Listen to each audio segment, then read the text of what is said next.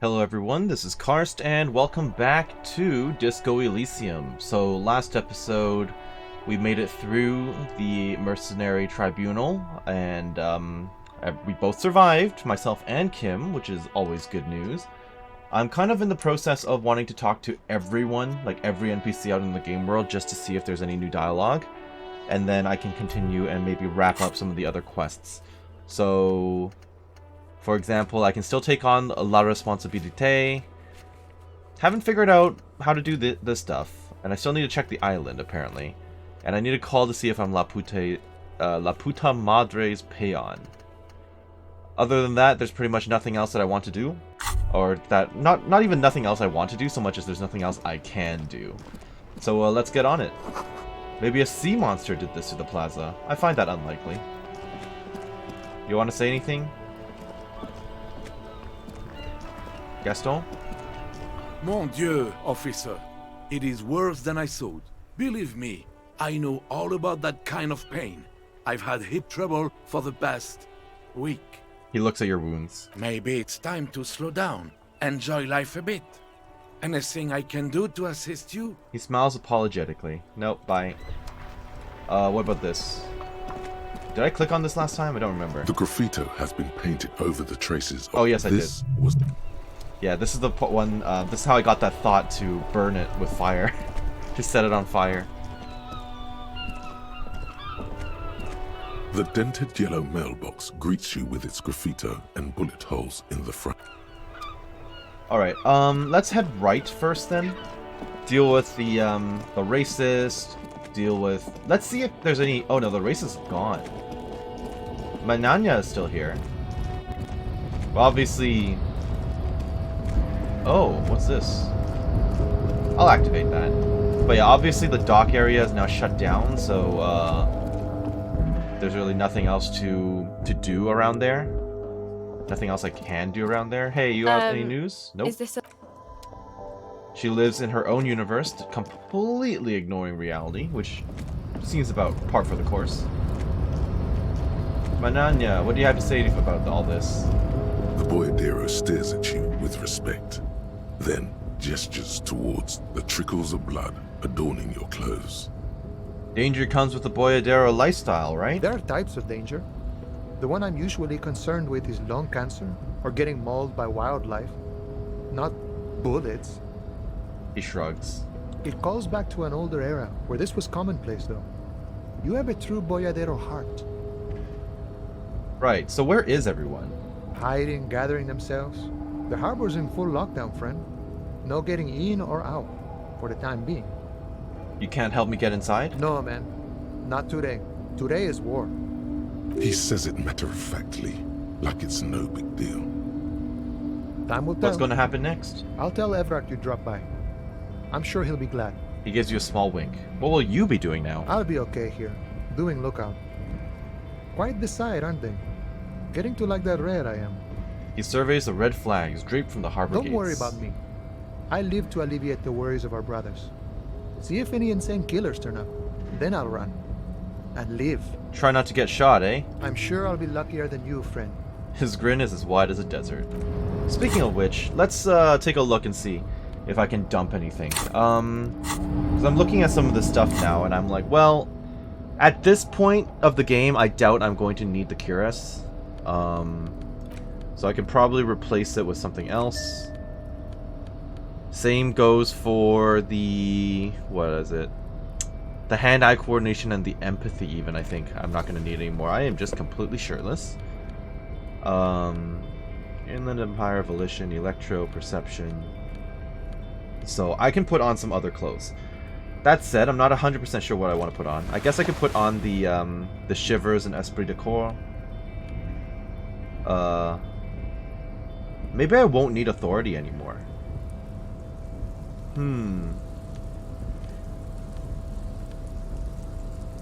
Man from Hemdall. What's my authority now? 2. That's incredibly low. Maybe a bad plan to do that.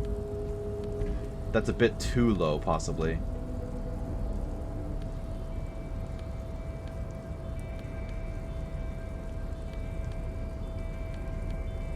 Yeah, that's maybe a little too little authority, possibly.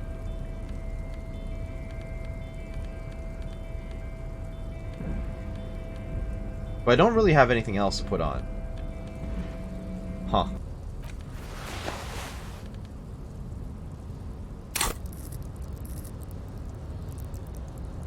Okay, so this is kind of what I'm ending up with now. My outfit looks quite different. Quite different from what I had before. I'm -3 on authority at this point and -1 reaction speed, but I think that's pretty good. Yeah, unless there's like glasses I really want to wear, but I don't think so. Yeah, I think I'm happy with what I've The got. pockets of these new jeans are perfect for sticking your hand into. Makes you look cool, calm, and collected. As your hand enters the pocket, your fingers brush against something. Soft, yet crinkly. Take the items out. Hey, it's a chewing gum wrapper. It reminds you of the fruity juice of apricots. You should inspect it closer if you have time. Something about the wrapper's texture is familiar. By the way, the raw materials were most likely exported from Seaguy, the apricot suzerainty, and processed in Sur-le-Clay into the apricot-flavored chewing gum loved by kids of today and yesterday. Something about it is familiar, and not only to your fingers. Okay. It's because I put on these pants. I apparently never put them on before. They're giving me electrochemistry and -1 reaction speed. But let's interact with the chewing gum wrapper. A gleaming chewing gum wrapper found in the pocket of the laborer jeans. It gives off an ever so faint scent of apricots. Your mouth starts watering. There it is again. The scent of apricots with a touch of cinnamon. Smells like the end of some distant summer. The surface of another planet, or some ancient temple. Ancient temple. Yes, from the height of antiquity. A long, long time ago. Millennia ago. On an island of time you can never return to. End of summer. The sun sets into the sea, but the water does not boil. Instead, it turns to liquid gold. For a moment, the world's store of precious metals seems to increase dramatically, and you are rich. There is a movement next to you. The shuffle of a small coat, warm like the evening. But when you turn toward it, there's nothing there. Where did it go? Why are you talking to a gum wrapper? Take a deep, deep breath. Bitter, citrus, sweet. It seems to grow stronger, like a glow, with every breath you take.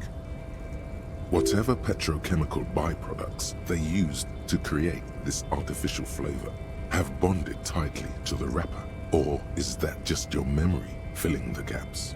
Until a blossom of skin and flower petals erupts behind your closed eyes. Made of toffee, cream, and distance. You just had to take a dive. Your heart working overtime.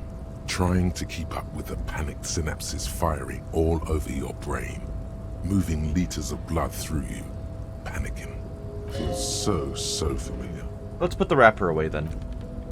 Well, that was interesting. Alright. So this is now locked. I can no longer enter. Is there anything else that I can hold on to that gives me like a passive boost? No, I don't think so.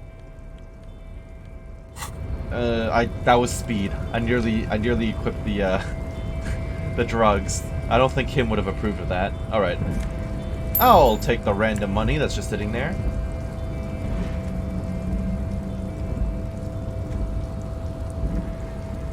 Maybe I should just use up my money. My leftover money, I should just go to the store and buy stuff. Get some more of those board games or buy some more books or something. Is the pale driver still here? Or is she gone? Oh, she's gone. Okay. But Tommy's still around.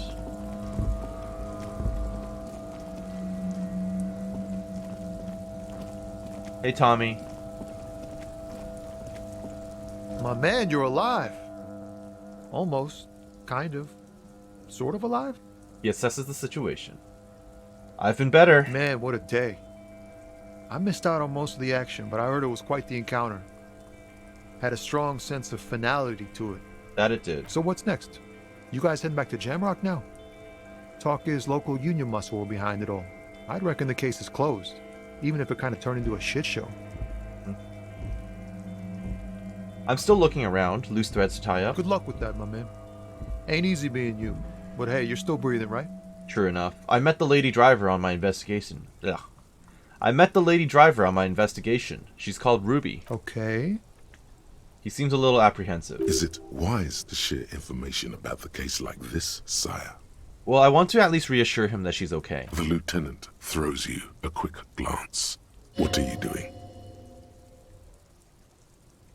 Yeah, that's it. Can't share anymore. That's probably for the best. You keep your job to yourself. With a job like yours, you have to. Alright, bye. I don't really need to reveal that she got away. Kuno, how about you? What do you have to say about all this?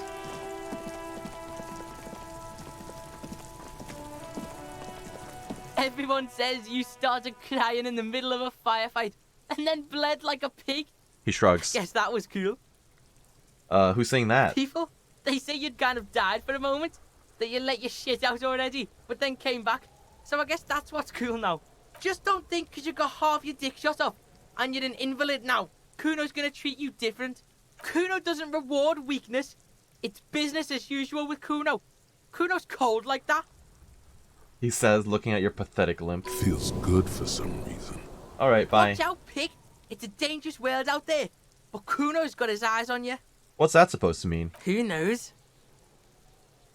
Kuno starts doing the I got my eye on you gesture repeatedly.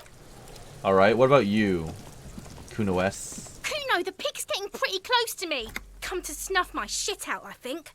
Take one step closer. Looks like it's time for me to go, Kuno. Pig's come to take me in. She means it. The fear is real. I just want to ask you some questions. Take another step closer. I'm going away for a long, long time, Kuno. Going away for life. What's going on there? Fuck are you trying to pull, pig? What are those strange words you use, girl? I come from the woods, good Davidu. You don't want to go there with me. You don't want to see what I've seen. Don't be traumatizing her. Get the fuck out of here. Fair enough. I've actually never had that conversation with her before. Maybe it's because I only ever tried talking to her from the other side of the fence. Huh. What about the dice maker? What does she make of this? You okay in here? Did you get to see what happened? Again. Are you looking for a die? No. Alright, you had nothing to say. That's disappointing. Plaisance, what about you? What do you think about the whole shootout situation?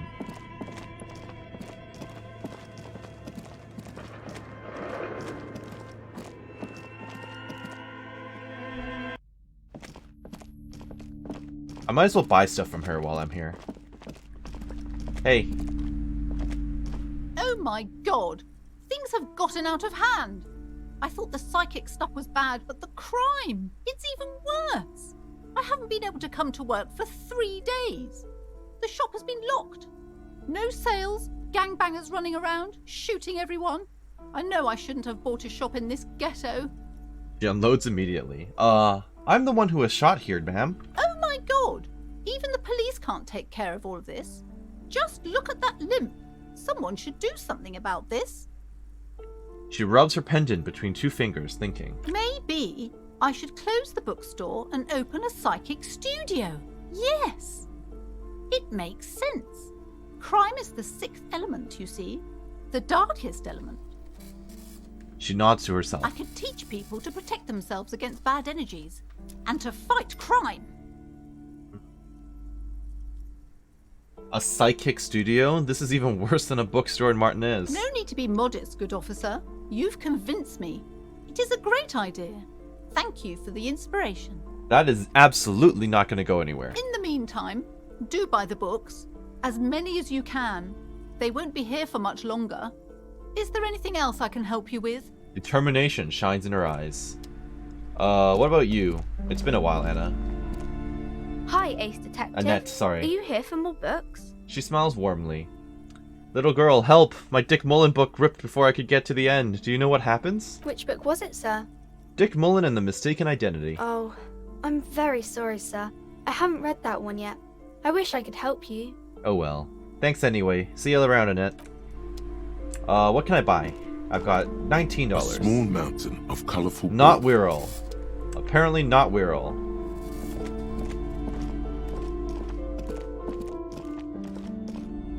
What do I have to sell at this point as well? I can sell the filament for $50. Shelves filled to the brim. Crime fiction. These but furthermore, what's more, not a single mention of all the stress. Shelves filled. Okay, apparently. Oh yes, that's right. I already bought the book from here. Okay, what about Sealang then? Oh, Give up. You'll never find the answer. There's no other copy of Dick Mullen and the Mistaken Identity here. but why? Because that's how the world works. Some stories never get finished. You shouldn't expect there to be a tidy, satisfying ending. But, what if you never find out how your story ends? There's got to be a way to solve this. There isn't. If only you had more time, more resources. Who knows what you could have come up with? Maybe if there had been more money and less speed. Or more speed. Or that, yes. Either way, you might have been able to come up with an answer. But not like this. Man, what a disappointment. I almost want to go up to the apartments and annoy the widow, but that's probably not a good idea. Well, I'm gonna go up to the apartments anyway because I should talk to Cindy, I feel like. So I'm thinking pawn the item. I'm about to flash the guy again with the flashlight, so let's take that off.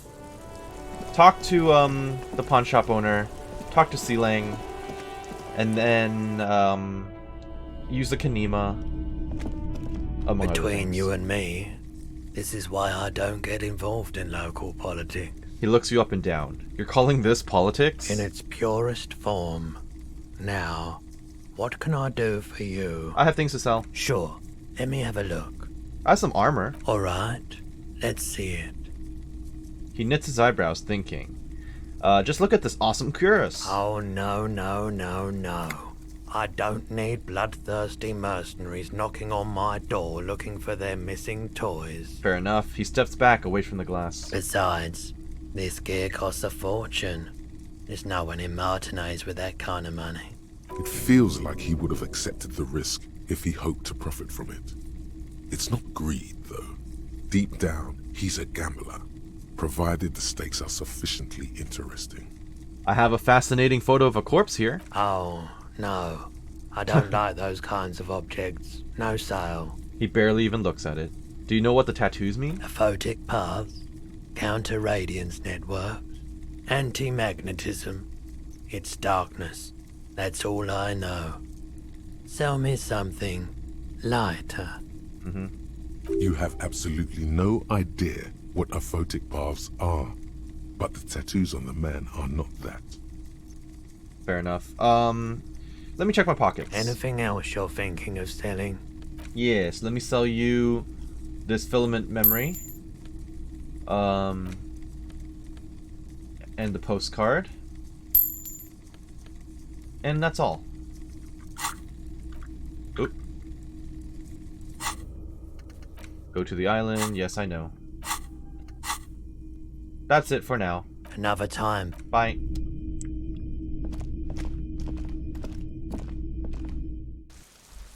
Sealang, what have you got for me? Maybe I should just clean him out.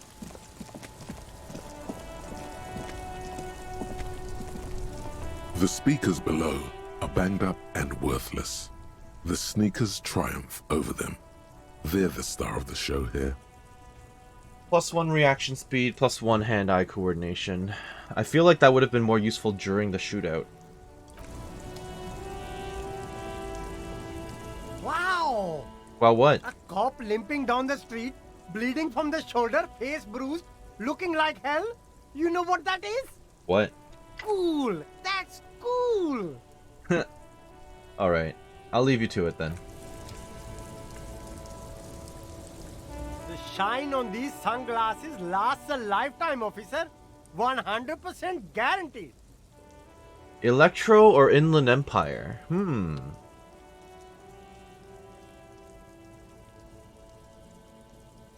That's a good question. Do I want electrochemistry? Do I want more electrochemistry, or do I want more Inland Empire? Because these were unused, really. Inland Empire might be good.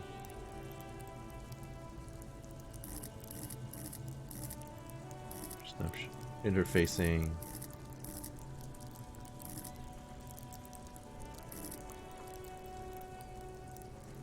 I'm thinking. Okay.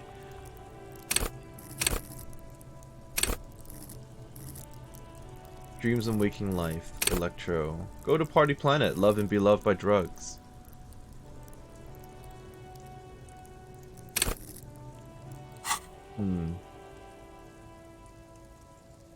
I'll take the cool deep blue glasses. A man who knows his style. Much respect. The street vendor nods. Sure.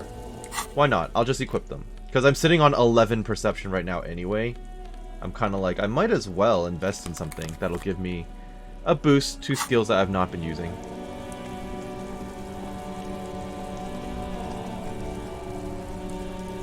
Kanima time.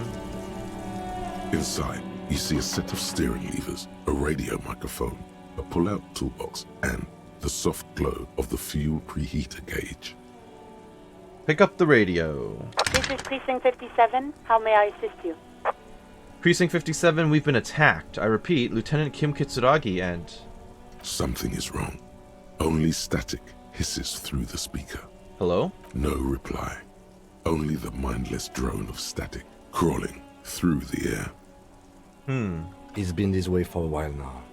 My guess is the Union is listening in on our conversations and jamming outward communications to protect themselves from Tribunal. I see. It only happens when someone mentions the attack.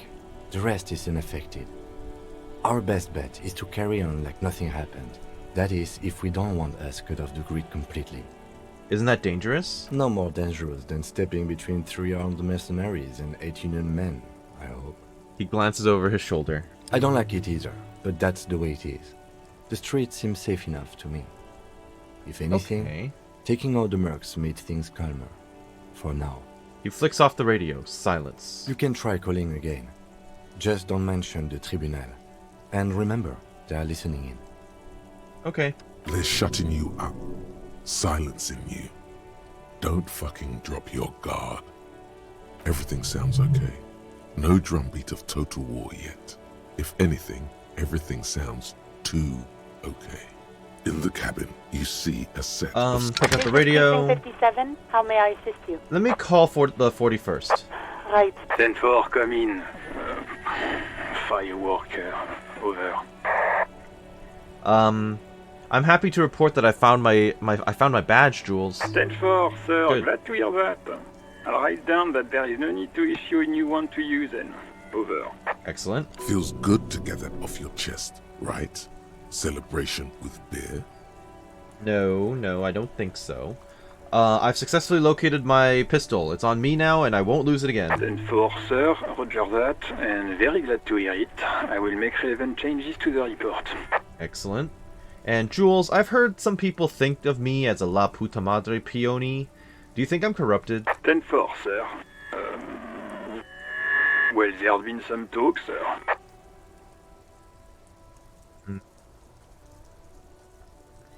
There's a pause as he seems to mull it over behind his enormous radio microphone. He finally says that there's been some talk, reluctantly. I want you to know that I would never ever do anything like that. I'm not taking bribes, Jules. I only meant that there have been some talk in the station, that's all. But there are always some talk in the station. You know how officers in Jamrock are. But then again, some of us truly are on the take. It's unfortunate. Over. Okay, that's not an answer, though. Alright, bye. Roger that. Yeah, that's not an answer. That was not definitive at all. But I choose to believe that I'm not corrupt cop. How about over here then?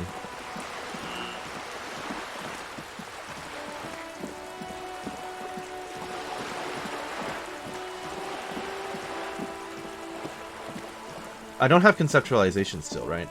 It's like my worst Just stat. an ordinary war. Nothing to see here. Yeah, 17%. That's pretty bad. Where's Cindy? Do you have anything to say? Give me a moment. Nope. Don't think there's anyone else around here either.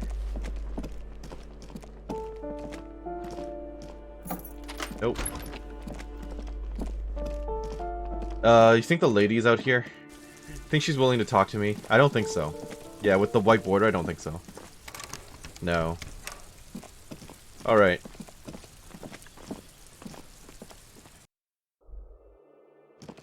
Time to get the hell out.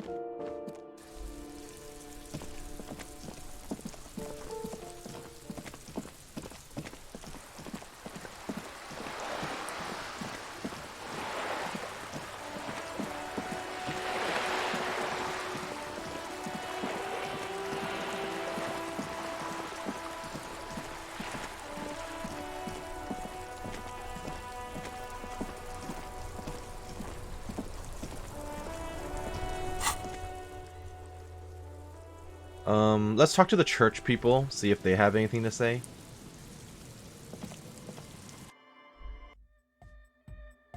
Hey guys. Oh, hey man, it's good to see you. Goodbye, officer. I guess none of them know anything about what happened, but it's been a few Pop. days. Oh. She nods to you with respect and turns off her recording device. I got shot in the leg. Point at my limb. Ouch. I did notice you limping, but I thought maybe it was your thing or something. She looks at your leg. When I was 16, I used to date this guy who had a limp, but it only showed when he was sober. So I guess it wasn't real or something. I don't know. She shrugs, eyes glazed over. Anyway, shot in the leg. I'm sorry. Man, that must suck. I mean, it's okay. I'm alive. That's all I can say. What about you? Yo, man, what's on your mind? Nothing. And you? Oh. Cold winds blow in from the broken gallery, makes her skin crawl. A better deal! Alright. Let's talk about the, contacting the ship. Yes, what is it? She doesn't look up from the keyboard. I'm ready now. Let's contact Archer. Very good. If you'll help me with some of this equipment then. Back across the water now. At least we are getting our exercise in today. If you'll please carry that amplifier, officer, and if you'll take that spool of cable, we should be able to move it all in one trip. She gestures to the lieutenant. Here we go.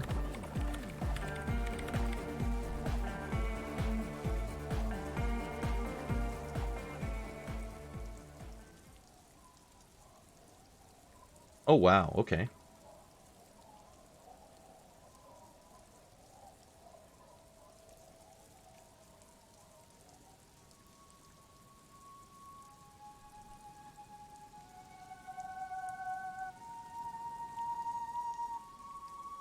Wow. This is quite involved.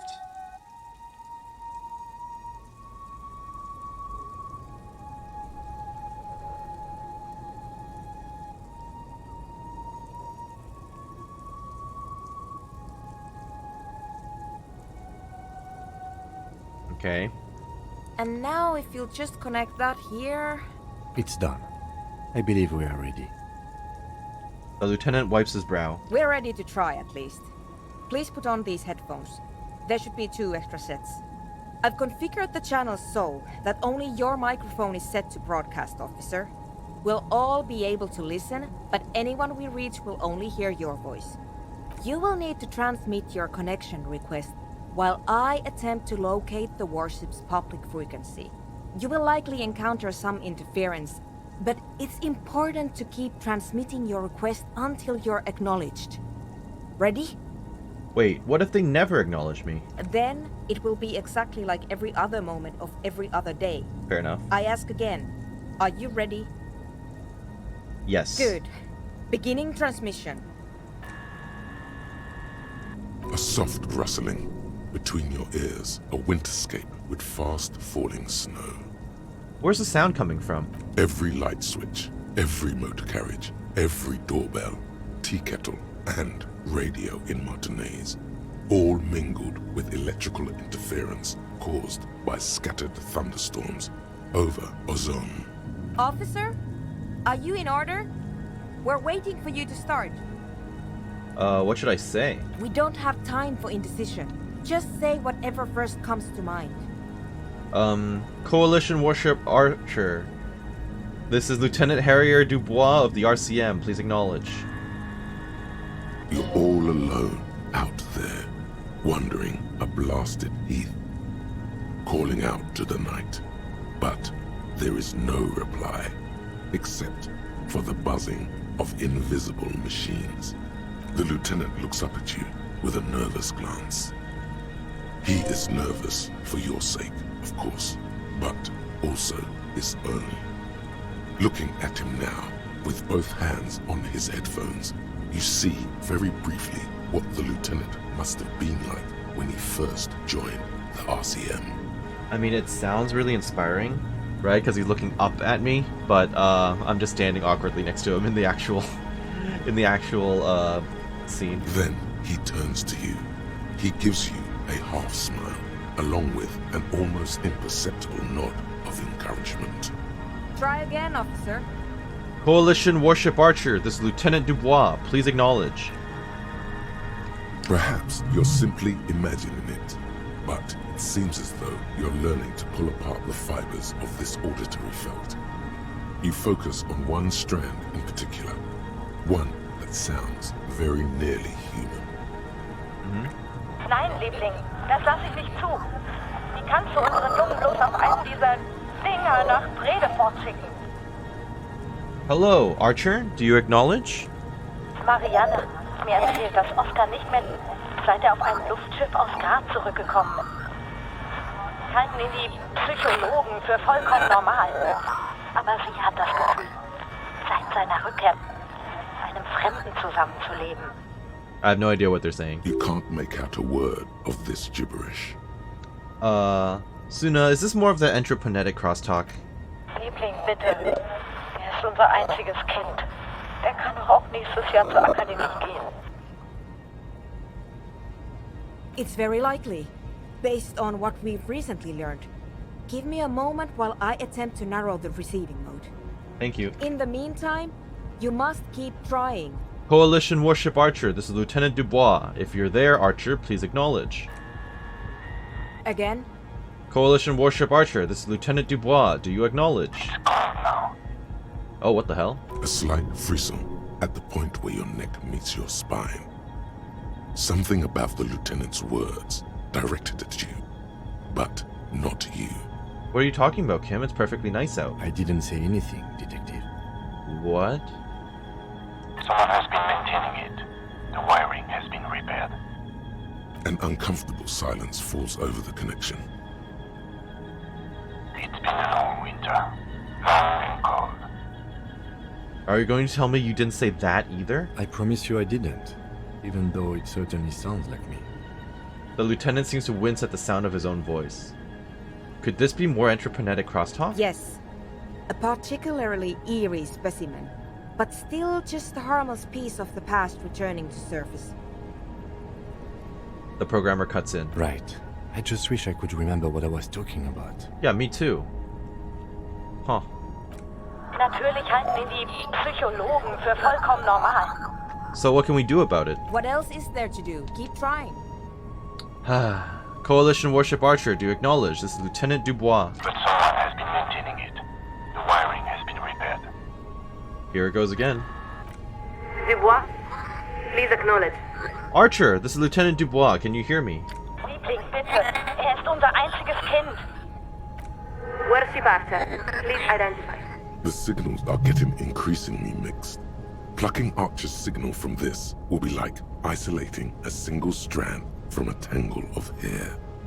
It's not working. The crosstalk is simply too strong. The programmer removes her sweat-drenched headphones. What can we do? I did not expect simply locating the signal to be so difficult. She appears to be concentrating very intently. We must consider several variables. Local entroponetic conditions, the sophistication of our transceiver, the quality of our connections, and the physics of our antenna itself. Fortunately, we have a more than adequate transceiver, so I do not believe it is causing any problems. And we're also unlikely to change our local anthroponetic conditions.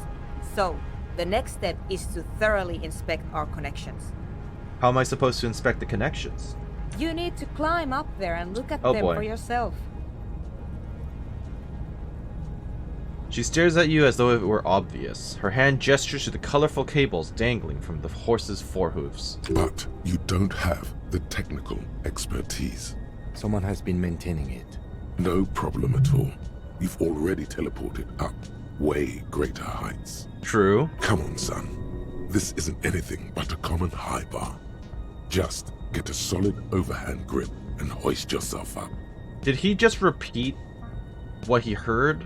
Or did he just say it? Or was that from the radio as well? Images of your body smashed against the pavement flood your mind. This is dangerous. No problem. I've already mastered the art of teleportation. You actually haven't. But you have proven that you are a relatively capable climber. But I don't know what I'm doing. That's true, but I can't leave my station, so it will have to be you. But what if I slip and fall? Then you might break your neck. She replies matter-of-factly. Okay, let's do this. Climb the monument.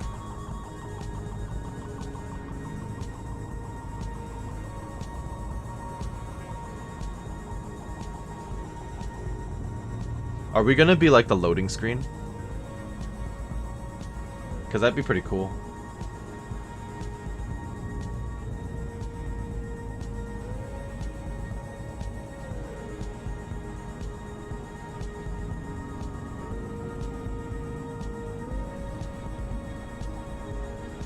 The slow, inexorable climb. Your gloves give you a solid grip on the metal bar. This feels pleasingly familiar. Keep it together, champ. You've got this. All right.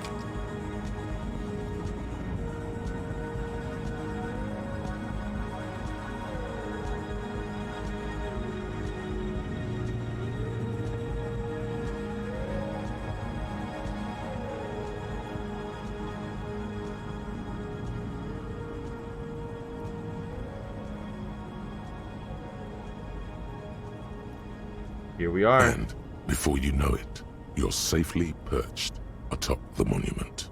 Did you see that bar work? Yes, you're a natural gymnast, detective. Now, would you like to do what you got up there to do? Examine the connections. The connection itself is nothing more than a little braid of exposed wire wrapped about the hoof of the horse. A This copper thing? fetter it cannot slip. The whole monument is covered in a thin but durable layer of oil and grime. It's obvious no one has cleaned it in years.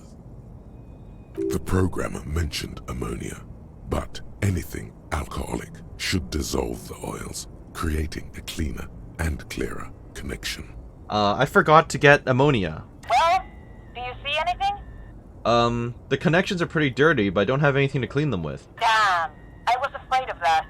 And I didn't bring any solvents with me. How foolish. Short of changing the shape of the antenna, I'm not sure what else we can do from here. And the lorries are all jammed together, so that's unlikely to happen. What would changing the shape of the antenna do? Ideally, narrow the receiving mode so that we can isolate the warship signal and eliminate the crosstalk.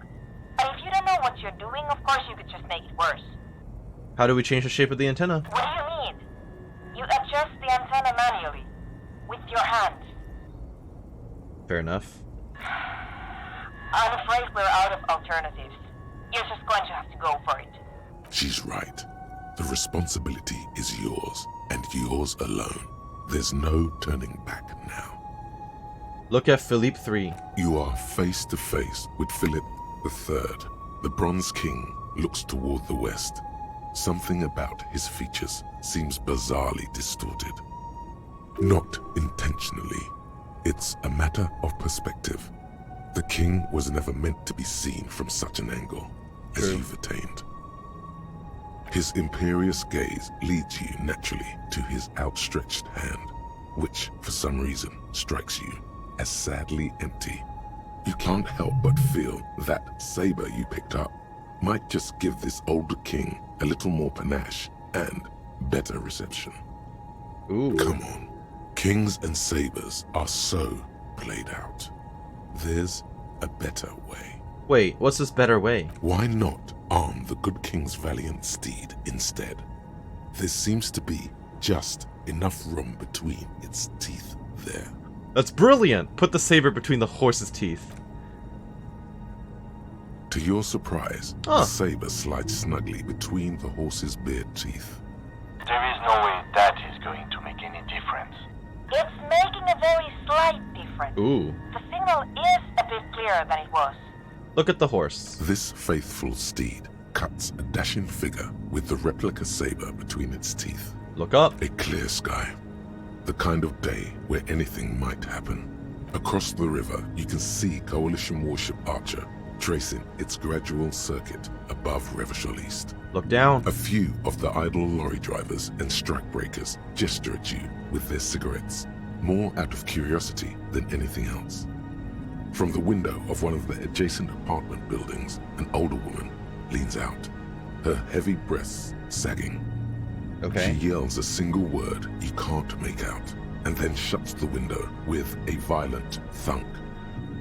Godly interfacing time. Attempt to narrow the receiving mode manually. Nice.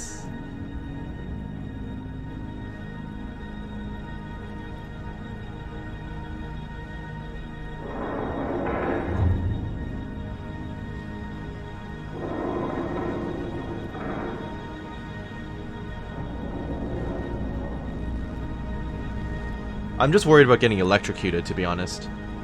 Your grip is firm, yet controlled. The swelling in your headset guides your hands as much as your hands guide the bronze horse head. It's almost like you're hearing through the horse itself. That's very good. Just a bit more to the left. Nein, Liebling. The signal is clear. The storm has passed. This is another voice, a live voice on the other end of this invisible bridge you've established. Try it now, officer. Coalition warship Archer, this is Lieutenant Dubois of the RCM. Please acknowledge.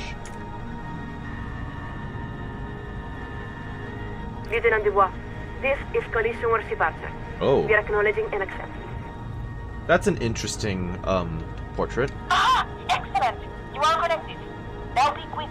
I don't know how long I'll be able to preserve the signal. There is so much you wish you could ask. Your efforts have bought you some time, but you can't forget what you're really here for. Please be advised that you are speaking on a public frequency. What is your request? Huh. What does the moral intern really want? A very important question with a very simple answer. We want humanity to endure. Beyond that, it may be said that we are the inheritors and stewards of Dolores Day's legacy. Right, and that legacy is? Immeasurable. It includes interstellar travel, 3 scientific revolutions, humanism, internationalism, the welfare state, and balance of terror theory. Nothing less than the intellectual foundation of our modern force.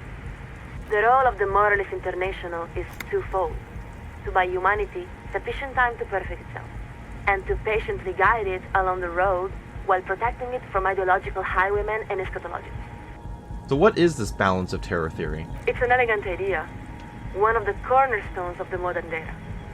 In short, it holds that durable, lasting peace is possible when the major powers are capable of inflicting unacceptable and irreversible destruction upon one another. Because no rational state is willing to accept the risk of such a calamity befalling its own people. All powers are incentivized to de-escalate conflicts before they reach the point of no return. But what if states aren't rational? A state is like any other living thing. It wants to survive and grow. A state that doesn't value its own existence is not a state at all. And in what sense is the moral intern the steward of Dolores Day's legacy? It was established by many of the same founding party members who elected Dolores Day, and who, after her assassination, dedicated their lives to the continuation of her political and intellectual projects. Who are the highwaymen and eschatologians you mentioned? There are many. The communists say they are the next dialectical step in an inexorable spiral of progress. They claim to have resolved the inherent contradictions of moralism and believe they're just one revolution away from establishing a humanist paradise. The fascists say they are both the ancestors of and the successors to Doloreanism. In other words, they believe that Dolores Day's reign simply represents a glorious phase of expansion within a greater Franco-Nigerian heritage. They criticize the DeLorean project for accepting and integrating new peoples rather than forcefully subjugating them. And then, there are our prodigal cousins, the Vazan Social Democrats, who hold our same values and have even adopted many of our same rights and iconography, though they persist in rejecting the umbrella of moralism. For some reason, it's the Social Democrats she sounds most exasperated with. Why do you resent Social Democrats more than communists and fascists? We don't resent them. It's more that we are disappointed that they have chosen to emphasize certain points of dispute over broad areas of accord. She speaks of them like a family member she's abandoned hope of ever maturing. But of course, they also remain dependable partners in a number of centrist governing coalitions. Where does the RCM fit into all this? The RCM exists under the umbrella of the coalition, just as the coalition exists under the umbrella of the Moral Inter. At the same time, the RCM is not exactly off the coalition. You mean because of the decomptage? We are not that familiar with RCM lore and practice, but we believe that may be the case. As we recall, the decomptage originated with the Revacholian commune itself. There is some truth to that. A lieutenant whispers into his headset. But in a practical sense, it's the responsibility of the ethics divisions to ensure that both organizations are working towards the same ends. So you're saying the RCM is a vestige of Revachol's communist past? One now, committed to upholding moralist values. Strange, isn't it? A bit, yeah. History is a river coursing ever downward. Occasionally, its course is redirected in mysterious and unexpected ways. What awaits us at the end of the road? Let us answer your question with a question. Have you ever seen evening fall over the old town of Vesperashi? Maybe? I've been forgetting things lately. If you had, then you would remember. It is one of the great wonders of the world, impossible to mistake or forget. The heart of the city, the old town, is a district composed of weather markets, comprising thousands of columns and arcades arranged around a series of grand plazas. During the day, it's a beautiful sight, equal to any of the great cities of Pericarnassus. But as the sun sets, the shadows cast by those columns and arcades weave together to form an intricate ombre lattice. When you see it, you suddenly understand. It was all built for you, for this very moment. The name at Vesperaskit means evening comes. Built for me. For you, for all of humanity. Not only that, but you are also part of that centuries-long plan. When you cross one of the open plazas, your own shadows is effortlessly woven into the great lattice web, a deliberate synthesis of humanity, art, and the natural world. Beautiful. Yes, it is. We grew up there. We have seen the lattice with our own eyes. I'm not going to try to pronounce it. Dolores Day was crowned there, wasn't she? She was. There are even those who say that at Vesperashi summoned Dolores Day, or that it was built in preparation for her, centuries before her arrival. That's why the old town is sometimes called the ceremonial heart of humanity. Of course, such a city does not spring from nowhere, nor does it endure without effort. Its construction was the work of many generations, and its preservation is an equally monumental responsibility. How much time does humanity need to achieve its potential? About 3,000 years. Wow. She really had that on the tip of her tongue. It's like she has the timeline laid out right in front of her. That sounds like a very long time. It does, doesn't it? And yet, there remains a great deal to be done in that span. Who am I speaking with? You are currently speaking with Coalition Worship Archer, flagship of Insurcom forces in Revachol. Are you the captain? No. The captain of the Archer is deeply classified intelligence. We are the second signaler. Okay, but who are you? I need to know your name. Our name is not important.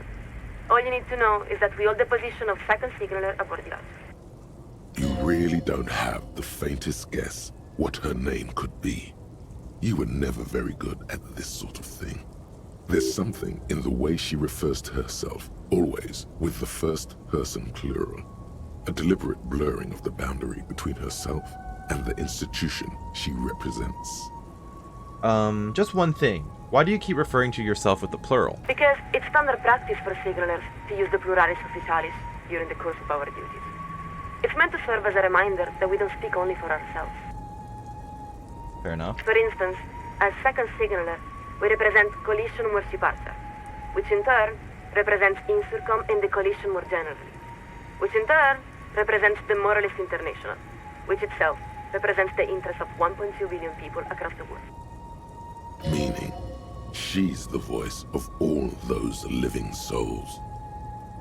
So when I'm talking to you, it's like I'm talking to all of humanity? No, of course not. There are many nations outside the Moral Inter's umbrella, in Seoul, Samara, and elsewhere. At most, you might say the Moral Inter represents between a quarter and a third of humanity. That's still a large number. Perhaps you could say that we represent the interests and hopes of a great many people. But you could say, just as easily, that we are the assistant to the secretary of a factotum, no more remarkable than the lowest cashier of a common fleet. It all depends on your perspective. Who's the secretary? The chief signaler, our superior.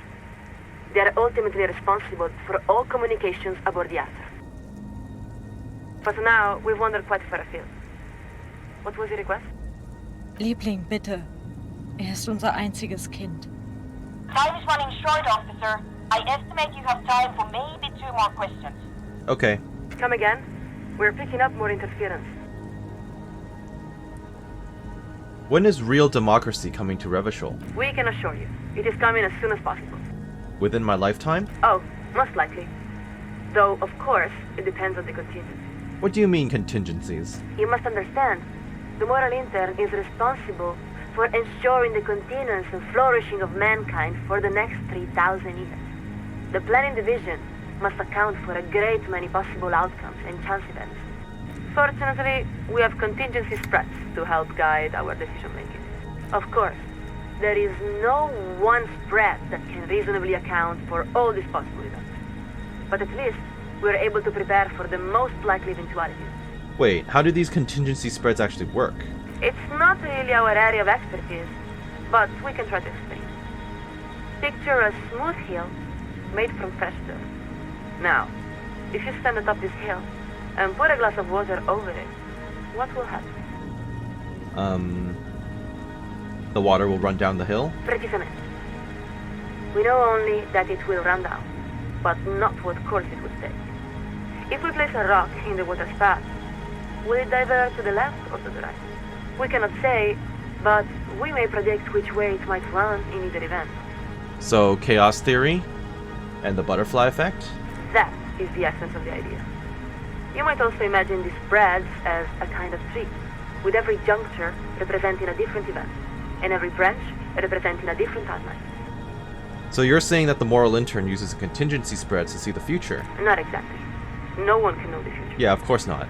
But with contingency spreads, it is they can possible predict, to predict yeah. what the future realities might reasonably look like. Meaning, there are more and less reasonable futures.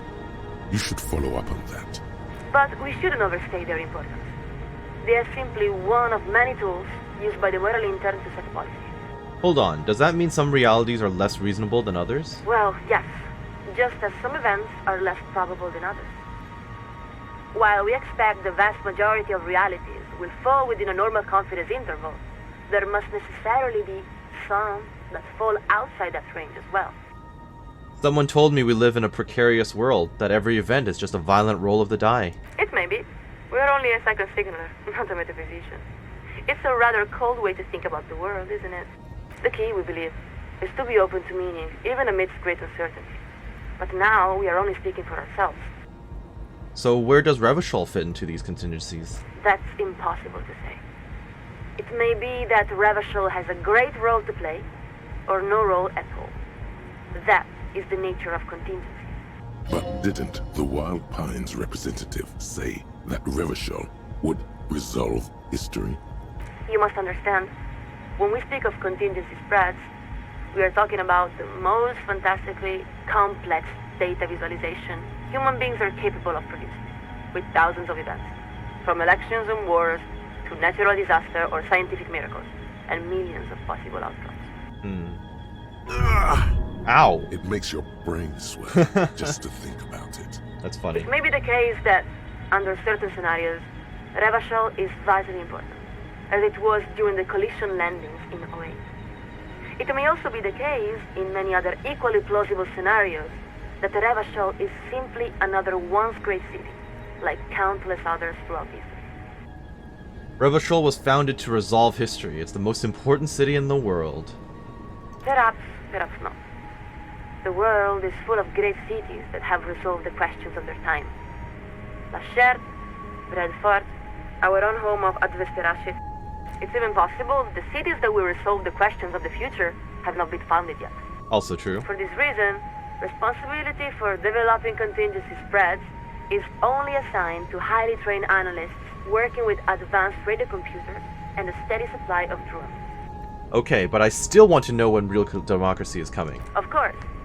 While the content of individual contingency spreads is deeply classified, many degrees beyond our access, everything we have heard from the Provisional Commission indicates that the transition is proceeding according to the appropriate timetable. But what if some people want democracy to come faster? Of course, the coalition supports the Revacholian people's desire for full democracy. We encourage you to contact the offices of the Provisional Commission if you're serious about getting involved. But what if I want real democracy, like, right now? Well, that isn't very realistic, is it? Real democracy doesn't just happen. It requires the support of a great number of stable, interlocking institutions. That is the only way to channel popular sentiment into a legitimate mandate to govern. Otherwise, what are we left with? Mob rule? Esattamente. But the Commission's hard and diligent work may soon be bearing fruit. Revachol is nearly ready to begin the first phase of democratization. Soon, the people of Revachol will vote for slates of candidates who will make up the Transitional Advisory Council that will oversee the second phase of democratization. And what's this Transitional Advisory Council? Actually, who picks the slates of candidates? In most cases, the Provisional Council selects them from a cross-section of the local population to ensure the slates actually reflect the people they represent. Of course, such a situation is not ideal. We would all prefer for Revacholians to nominate the representatives directly. But that is why it's a transitional council. Okay, and what's this Transitional Advisory Council? The council is modeled after similar bodies developed in a number of transitional democracies. Its role is to devise and shape the future institutions of Revacholian democracy, according to local conditions. Local conditions, in this case, referring to incompetence, graft, and violence. Once elected, council members will even have the opportunity to join one of several officially sanctioned political wings, depending on their ideological beliefs and policy preferences. And what do these wings represent? A very important question. The wings are carefully selected to represent a wide spectrum of political thought. Typically, there's a liberal technocratic wing, a social democratic wing, and even a conservative populist wing. You wouldn't believe some of the ideas they express, but a vibrant and free political culture requires that all perspectives be given voice, even those many may find objectionable. And how many of these phases are there until we have real democracy? Our best theoreticians believe that 3 to 5 phases are appropriate for states that lack strong democratic traditions, which would certainly apply to Revachol. But we must stress that real democracy is an ongoing process and not simply an outcome. It must be cultivated and preserved if it is to endure. Like the city of Advesterashit, you mean? Esattamente. Officer, I've held the signal open as long as I can. Whatever you came here to ask it now. Okay. Is everything alright? What does Revachol look like from up there? That's difficult to say. We have a very particular view from our observation platform up here. Particular how? Perhaps the best way to describe it is to say we have a very wide perspective, but not an especially detailed one. Makes sense. The big picture, right? What can you see? Oh, it looks quite lovely from here. From our portal, we see rolling hillsides, a public park filled with grand oak trees, men and women going about on horses. Really? People on horses? Ah, there are children playing by a small pond. The homes and gardens are quite beautiful. Very near, like those in certain areas of Messina. Le Jardin, Stella Marie, Saint-Baptiste. She's looking down on the suburbs of Revachol East. Yeah, you're above Revachol East then. Ah, that must be. We've only recently been detailed to the Archer, so we are still learning the names of all the many districts. She needs to see you down here. That's the only way she'll really get what you're about. Can you see Martinez from where you are? Martinez. That is to the west, yes? Yes, look across the River Esperance. Stand by a moment. We are adjusting our viewfinder. Yes, we are looking at the river now. There are small islands in the middle of it. It's very nice, actually. Interesting. The west of the city looks very different from the east. There's a large motorway dividing it nearly in half. This must be the 881, no? Maybe follow the motorway as far as it goes? It appears to go on for quite a while. There's a heavily industrialized district that seems to abut Montmartin. But now we seem to be quite turned about. We'll have to consult a map in the future. Now, was there something else? It's been a long winter. Long and cold. Now he's saying that again. Be advised, officer. The signal is liable to fail any moment now. A loud sigh comes through the headphones. Lieutenant Dubois, are you there? Hang on, Archer. I meant to ask you about the Committee of Responsibility. Lieutenant Dubois, please repeat. Your signal is very weak. I said I meant to ask you about the Committee of Responsibility. Oh, damn it. Nothing important. Bad connection. Going to update the receiver frequency. And the line goes quiet. The lieutenant gives a long sigh as he removes his headphones. He looks up at you. I think it's best for you to climb off the statue now, Detective. Your real work is done here. Yeah, just give me a moment. The sun-warmed bronze tingles beneath your fingertips and between your thighs. Your legs have grown stiff. You've been up here quite a while. You look around. The strikebreakers are still shouting their slogans and waving their hand-painted signs. That's Beneath not you, true. The They're gone. lieutenant and the programmer have begun disconnecting a few cables. That's okay. I never ended up asking the question, but I still feel like I learned quite a lot. There's really no point. You're beginning to feel like the little child who refuses to come down off the carousel. Climb down. Good. Now give me a hand with these amplifiers. Leave the cables. I don't feel like making 2 trips. What's one more trip across the waterlock? The lieutenant sighs.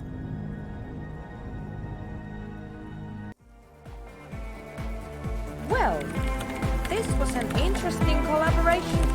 That it was. We make a pretty good team, Suna. Really? I do not think we were all that successful.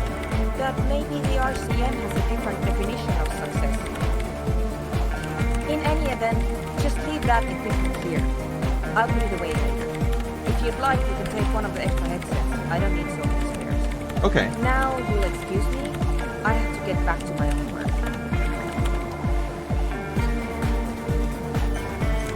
I will take it. Inland Empire and reaction speed. Why not?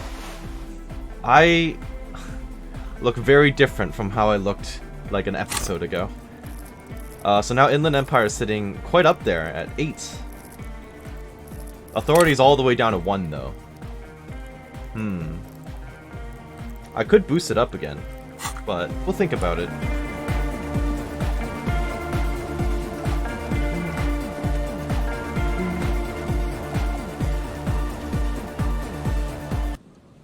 In that case, let's go back to the Fisherman's Shack. I don't think there's really anything else for me to work with. I guess I can run around, take a look. Maybe that guy who's standing with his kid will be around. You should come back here when it snows. A strange feeling. It passes quickly.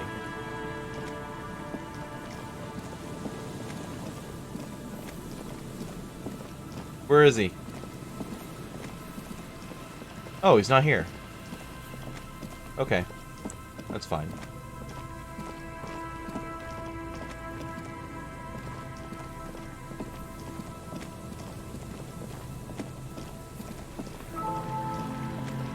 Oh.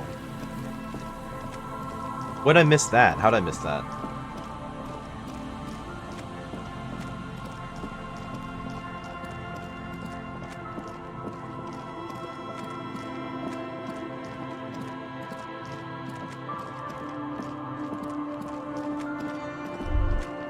There's no way the perk isn't here, officer. Look how scarred the boards are. All attempts to pry them off have failed. But we've already dealt with Ruby. Why are these thoughts still coming up? Kim, you think she's in there? The suspect? God, I hope not. I can't see a way in, though many have tried. He inspects the bars. Can I try to get in, though? Not this time. The opposition is insurmountable, but I like the spirit. Have some points. It's lonely and cold without points. And dangerous. Dangerous too. Nothing more to do here, then.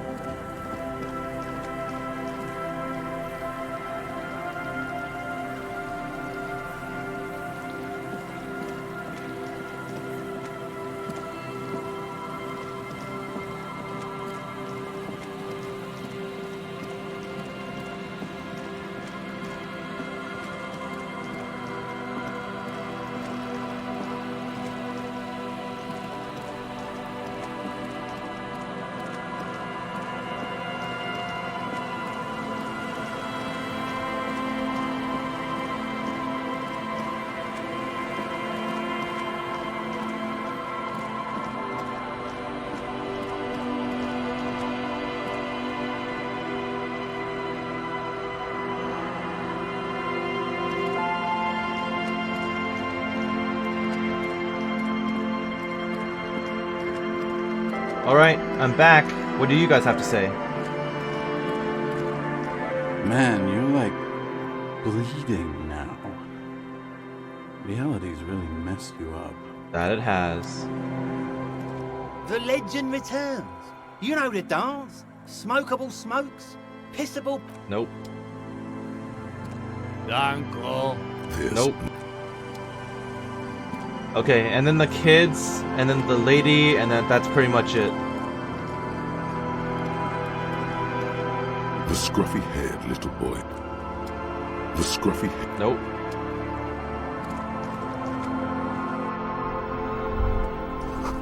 It feels safe and warm in here, not like outside. Hello, mister. Bye. Bye.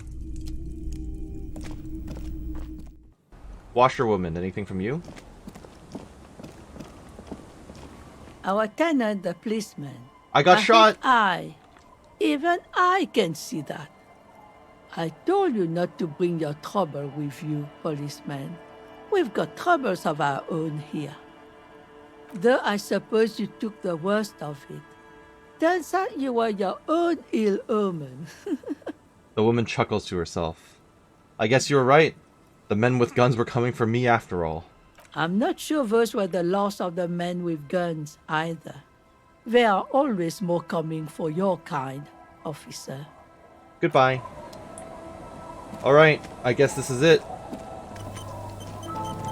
Lily, I need to borrow your boat. Officer Harry, what happened? You're limping. Why are you limping? You look terrible. I got shot in the foot. It was pretty badass. You would have liked it. Is this from the shooting in town? We heard gunshots. Not that we don't hear gunshots all the time, but they were closer than usual. She's not letting it go that easy. There was an exchange of fire on Rue de Saint-Guylaine. It's nothing to be worried about, madame. You should see the other guys. 2 dead, 1 in the hospital. So you're a killer? That's good, I guess. I guess. Better than being dead. She nods solemnly. I'm not a killer, I'm a cop. Hi. I guess you are. She nods. I understand that's how it goes. I have a question for you. Of course. Can I help you with something? We need to get to that island. That won't be a problem. It's wind still and the tar just dried. We've got 2 days of relative sunshine ahead. She points to a skiff next to the jetty. What's on that island? I saw some kind of ruins through the binoculars. Used to be some kind of fortification there before the war. For the communards. An anti-aircraft gun, I think. Bombed to bits in the landing. I haven't been there myself. Always steered clear of it. Hasn't been there herself. Who has then? You said you haven't been there yourself. Who has then, if not you? My husband used to drink there. Ah. Him and his drinking buddies. Always seemed like a bad place to drink to me.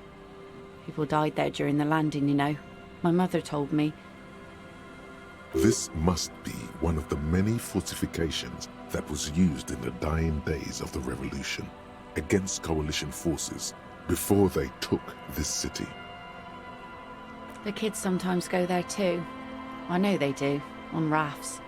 I tell them not to, but they bring back old bullet casings and such. Which kids? The twins. Ah.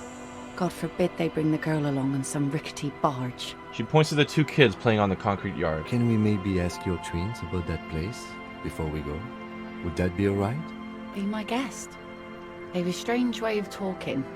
See if you can get anything useful out of them. I seldom do. She looks at the boys. Is there anything I should know about getting there? Well, most of it's sunken. Underwater.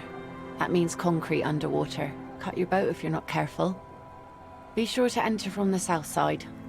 Water's deep there. I'll keep that in mind. Aye, aye, Captain. 2 days of sunshine. I just got a bacterial infection. I'm sad to hear that. Take care of that with ether, will you? Don't get too many RCM men round here. Be sad to lose the first one. That's cool. You boasting your bacterial infection like that. Is it really cool, though, to talk about something like that? I don't know. Can we borrow your boat? If you promise to bring it back. And no scraping the hull. I just got it nice and yellow. And no drinking on the boat. And no joyriding either. Her eyes narrow. Of course, ma'am. It's only for a day or two. Official police business. Aye. She nods. Nod along attentively. The crow's feet disappear from the corners of her eyes as she smiles at you. Thank you. We'll use your skiff to get there then. Please be conservative with the fuel, will you? Just filled her up, but it's a small tank. Be seeing you.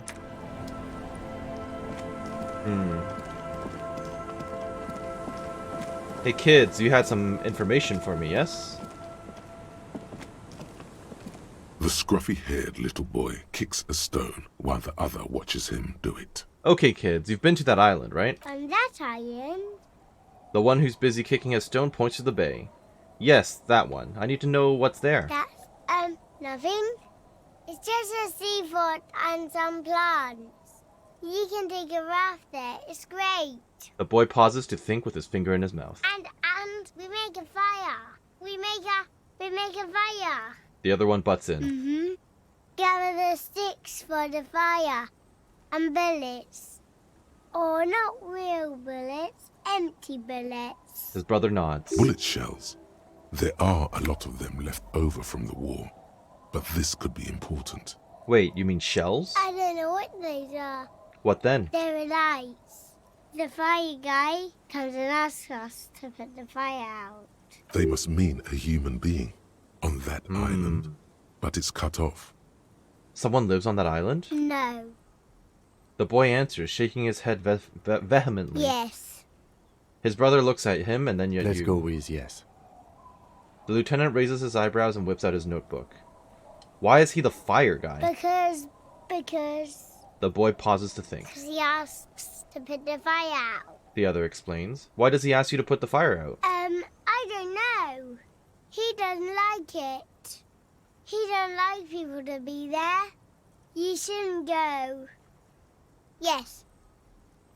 The other one adds laconically, standing with his hands glued to his sides like a little tin soldier. You mentioned something about lights?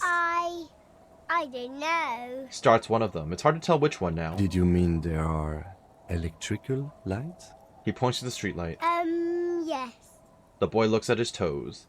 Is there anything else you can tell me about this guy? Age? Does he live there? No, he doesn't live there. I don't think. No, he lives there. Been there twice, 2 times. The other nods. He doesn't live there. He isn't there sometimes. The first one pauses to think, then comes to some kind of conclusion. Anything else? What does this guy look like? I don't know. They say almost in unison. How come? We ran. He just yelled we shouldn't be there.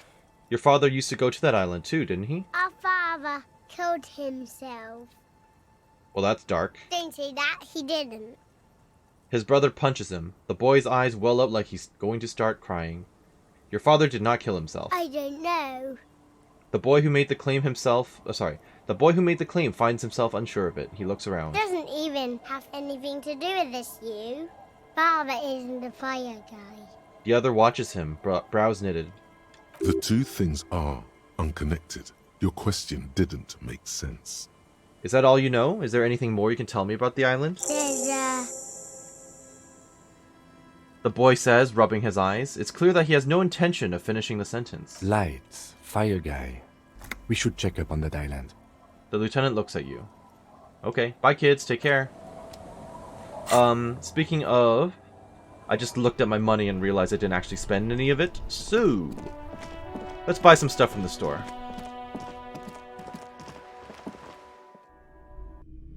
Give me the board game. A small mountain of colorful board I want to buy the games. reroll game. If you say so, but you better stay away from those immoral occult rituals. She gives you a curious glance. A high pasternal fantastique populaire board game, illustrated with bucolic vistas and featuring odd-looking humanoid creatures. It's the 3rd edition Mega Setting Supplements module and can't be played without the main game. Large letters on the front form a title. Wirral. The colorful box is illustrated with bucolic vistas. The cover art also features odd-looking humanoids. Some short, some taller, some with pointy ears, others with ephemeral wings. Examine the box. Text underneath the title in smaller typeface reads, 3rd edition, Mega Setting Supplements module. The side panel adds, a sword and sorcery adventure board game with new maps and miniatures. Shake the box. Look at the back. A blurb on the back reads, tired of the tedium and toil of modern life? Escape to Wirral. Leave behind Isolas and nations with their petty squabbles. Discard electricity, magnets, and boring technological widgets. Succumb to a world of high pasternal fantastique. Unleash your imagination and create an adventure of endless possibilities. Discover the terrible secret threatening Wirral. Can your band of adventurers save the world? Yes, we are ready to take on this challenge. Exactly. That's the spirit. All you have to do is read an intricate rulebook, study an assortment of maps, unfold the illustrated game board, and start rolling dice. In no time, you could be romping through grasslands with low-level characters, hunted by Iskala riders, or battling unspeakable monsters in endless dungeons fraught with danger and despair, conjuring up forceful magics to aid your quest. Magics, okay. Don't forget heated arguments escalating to physical confrontation with your friends. And beer, lots of beer. And most importantly, never forget to rage quit if the dice don't go your way. Open the box. You pry open the box. Inside you find a folded up map, a small booklet, a 24-sided die, and a little plastic figurine. Look at the map. A reprint of a crude hand-drawn map. The top left corner reads, Lands of Wirral. The map features both small villages and mid-sized towns with odd names, in addition to meadows, forests, hills, lakes, and seas, also with odd names. It doesn't seem to correspond with anything you've seen thus far. It's not a very helpful map. Look at the booklet. A quick guide to the magical races of Wirral. Create your own hero, choosing from any of these completely unique and fantastical backgrounds. The options are in order of importance. The Welkin, the Tweog, the humans, the fairy folk, and the pygmies. Read about the Welkin. The Welkin, tall, lithe, and graceful, with long flowing hair and pointy ears. They're known for being powerful magic users. but can also hold their own in a brawn-driven fight. Okay. The Welkin come with a variety of exciting sub-races. High Welkin, Forest Welkin, Lake Welkin, and Snow Welkin. But if you're not feeling experimental, a basic Welkin will always do. Read about the Dwerger. A grand race of industrious mountain people. They're short, stout, and muscular, and enjoy digging for gold and other precious minerals. They're also well versed in the art of combat, where they prefer to use axes and hammers. Of course. The Tweog also come in a few different sub-races. Hill Tweog, Shield Tweog, and Dark Tweog. What about the Gold Dweorg? Read about the humans. They're just humans. What else is there to tell? They're average in all stats, and jacks of all trades. Read about the fairy folk. A very small race of flying people, known for being mischievous, full of trickery. They often lure people into their magical traps. There are no sub-races for the fairies. What about the pygmies? The least popular of the Wirral races, the pygmies, are short, rotund, and dim-witted. Pygmies live in small villages made of shoddy wooden dwellings. They spend most of their days tilling the earth and smoking their pipes. There are no sub-races for the pygmies. Look at the dye. It's made from some sort of wood and has been decorated with peculiar plant motifs. Oops. You don't know much about dice, but this one looks pretty damn fancy. Take the die. You place the die into your pocket. It's always good to have luck on your side. Look at the figurine. You see a man in ragged clothes wearing a lopsided hat and wielding some sort of a firearm. Huh, interesting. A communard. What's so interesting about that? The figurine is not a part of the real game setting. I guess someone misplaced it during the packaging process. Does this mean we can't play? Maybe someone should make a role-playing game set during the revolution. Good luck finding people who'd want to play as communard. Take the figurine. You pick the figurine up by the base to meet your gaze. The little plastic man stares back at you, his face contorted into a disturbing shout. Then you pocket it. Close the box. A colorful box with the title, Wirral, in bold letters. It's a board game. Put the box away. Okay, well that was fascinating. I picked up some new items. Standard Wirral die. This basic 24-sided role-playing dice can be used to get results for several dice. It's made of East Semines, snakewood, and embellished with plant motifs. It reminds you of Plain and Hill Welkins. Note, look at the map tab in Journal to see which white checks have opened.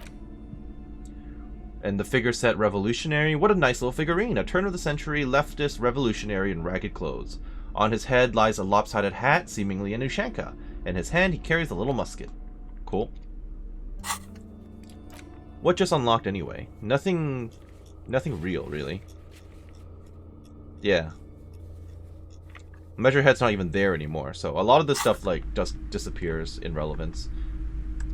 I'll buy the Hemdahl book. Rack is brimming with worn paperbacks featuring. This is entirely, completely you. You have found the right books. I want to buy the Hemdallerman book. Oh yes, certainly. Another good sale. She rubs her hands together. I want to buy The Man from Hemdall and the Devil Woman. It is a bestseller for a reason. Excellent. Let's read a couple books. Hemdallerman, The Man from Helmdall, a classic. On the frontispiece, an anatomically unrealistic muscle man is reaching into a mountain stream, and my mouse just died, so be right back.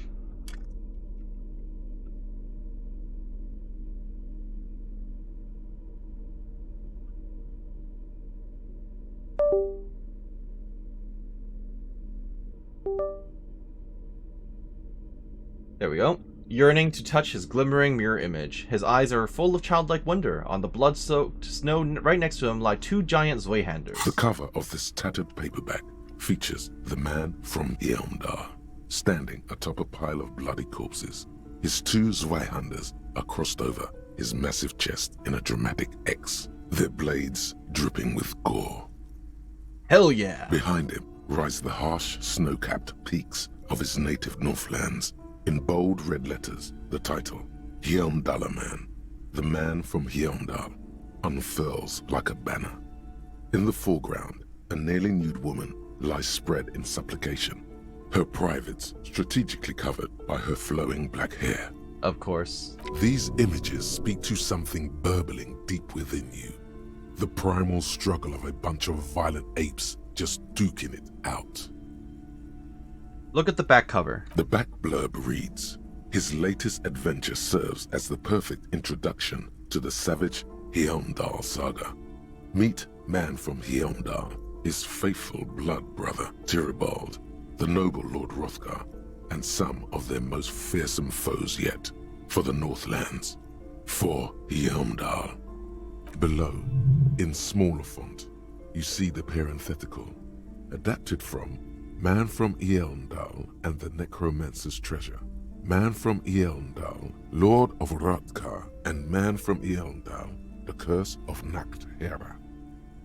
They're adapting their own books from other stories within the same series? A brazen attempt to build fans for more money by splicing together old stories under a new title.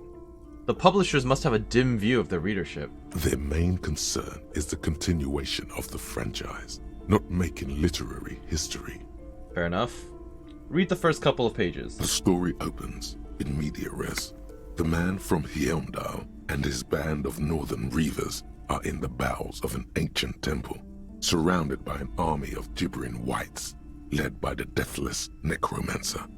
One by one, the brave Northmen fall to the relentless crush of undead, only to join their number as reanimated corpses.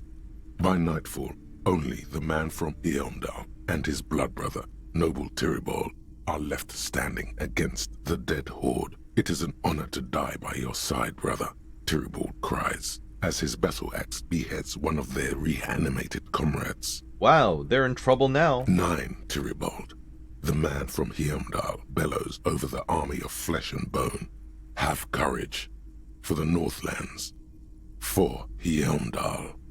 He leaps to the mezzanine to face the black-eyed figure, and like a mad ice bear, whirling twin Zweihanders, Sturm and Drang, he plows through the ranks of the deathless, surrounding the necromancer. It is physically impossible for a human being to effectively dual-wield Zweihander swords in any kind of real-life combat situation. Makes sense.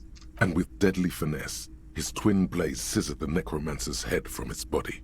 The undead legions collapse like ragdolls as the dark magic leaves them, and the two Northmen stand alone in their cursed temple, where the bodies of their lost brothers litter the floors. Skip ahead. A few chapters later, the man from Heimdall and Tyribald are in a completely different setting, high above an arid desert, riding a pair of griffins that always seem to appear at narratively convenient moments. Of course. Well, they did say they were using different stories, kind of daisy-chaining them together, right? This book makes a mockery of the very idea of good plotting, though something tells you coherence was never the point. The Northmen find themselves in the court of a powerful southern king, Lord Hrothgar. The old king beseeches the man from Heimdall to rid his kingdom of the Nacht Hera, a subterranean clan of blind wizards who traded their souls for demonic powers. The man from Heimdall extracts a high price from the desperate king. He asks land for the homeless desert pygmies living exiled in the kingdom's borderlands. Hrothgar offers the hand of his eldest daughter instead, but the son of winter does not budge. Hold on, why is the man from Heimdall doing any of this? What do you mean? Why is he doing all this? Because the flame of justice burns bright within his chest. Because, above all, he's driven to bring honor to the name of his beloved Heimdall. Because his noble Cutlan blood lusts for glory and conquest. It cannot be denied. Is that all? What do you mean, is that all? Is there anything else to his character? He is the man from Heimdall. Forged in the fury of battle, death was his sire, and blood his dam. He had but 14 winters when he left his frigid homelands in Cutler to seek glory and honor. That is his character. He doesn't even have a real name. What is inside this man? Or is muscle and bone all he is? Hey, nothing wrong with muscle and bone. I really like the parallels that they're drawing in a lot of this stuff. Like the little bits of meta nods that they have towards this game itself, right? Like in the end, Harry at the very beginning was just a nameless guy, and you basically, he's just here to do his job, right? He's here to be a cop, to serve justice, etc., etc. So that type of deal. And earlier there was another conversation about don't expect like a happy and concise ending or like or anything like that. So it's quite interesting. The point is, why should you care about this character? Does he have any inner conflicts? Unspoken motivation? A tragic flaw, perhaps? Exactly. Where's the tension inside him? He is the wildest man alive. The only mortal strong enough to wield the twin Zweihanders, Sturm and Drang, whose names mean storm and... Yes, I get that. He's strong and has big swords, but why should I care about his character? What are you, a book critic? Actually, yes, I am an art cop. Enough. You're ruining the pacing of the story. Now, where did you leave off? Ah, yes. What pacing? You skip past a section detailing an elaborate banquet with many toasts, as well as the long and perilous journey from Hrothgar's Keep to the ancient forest of Yesdar, where our heroes infiltrate the Nachtherre's dire hall. In the center of the great hall stands a blood altar on which a pair of Nachtherre are disemboweling a shrieking peasant, an unholy rite that empowers the Nachtherre forbidden magic. As the vile ceremony ends, the sound of steel unsheathing draws the Nachtherre's attention to a pair of cloaked figures standing in the doorway. This is what you came for, isn't it? A climatic bloodletting where men are reduced to muscle and fury. Swiftly, the visitors toss off their cloaks and unsheathe glimmering northern steel. It's the man from Heimdall and his valiant blood brother, Tyribald. Well, yeah, who else would it be? In an instant, the Nachtherre summon a horde of gibbering orcanoids who rush our heroes. The hall fills with the clang of blades and the screams of the dying as the floor goes slick with steaming orcanoid viscera. Oh, for fuck's sake. When the din of battle settles, only the man from Heimdall and Tyribald remain standing. Exhausted and dripping with the entrails of their foes, the two Northmen confront the foul Nachtherre. The man from Heimdall's soda-like blue eyes fill with indescribable fury. For the Northlands, he cries, rushing headlong into a desperate melee. Cut him up, Heimdaller man. He probably is, but you can't be sure, because this one ends in a cliffhanger and a footnote saying, to be continued in Heimdaller Man at the Gates of Tomorrow. Coming soon to your local bookstore. Of course, the sequel bait. Considering the sequel sheer hook. amount of different Heimdaller Man books out there, it's very unlikely you're ever gonna find the sequel. The man from Heimdall stares at you on the cover, his face fixed in grim resolve. Let's put the book away. I think I might actually just call this episode right here. I still have another book to read before maybe going to buy anything else I have left over in Revachol or Martinez itself. And then I will actually go onto the boat and head across, and I assume that's going to be close to the finale of the game. So I hope you're looking forward to it. I hope that you're having a wonderful day. Thank you for watching, and we'll see you next time. Bye-bye.